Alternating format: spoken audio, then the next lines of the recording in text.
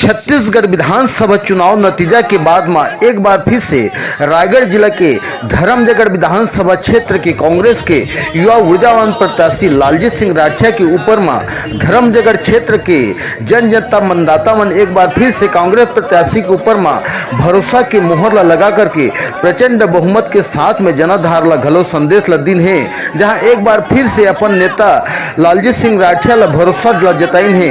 जहां धर्मजयगढ़ प्रत्याशी लालजीत सिंह राठिया और समर्थक कार्यकर्ता मन के लालजीत सिंह राठिया के समर्थक मन 10,000 ले अधिक प्रचंड बहुमत के विजय बनाए के खातिर में कार्यकर्ता सहित समूचे क्षेत्र में जश्न और हर्ष के माहौल घलो देखा जावा थे। जहां कांग्रेस के यथावत सरकार लालजीत सिंह राठिया ला दोबारा चुन के क्षेत्र के जनता मन भरोसा के मोहर ला कांग्रेस के पंजा छाप में लगा करके प्रचंड बहुमत के साथ में 10,000 से अधिक बहुमत दे करके कांग्रेस के सरकार ला धर्मजयगढ़ विधानसभा में लगाई है। नेताओं का मैं बहुत बहुत शुक्रगुजार और आभारी हूँ कि उन्होंने जो है अपने कंधे पे बिठा कर ये जीत दिया है। इस बार विपक्ष में बैठेंगे? बिल्कुल जो है विपक्ष में बैठेंगे, पिछले अभी गारंटी नहीं है। गारंटी नहीं है।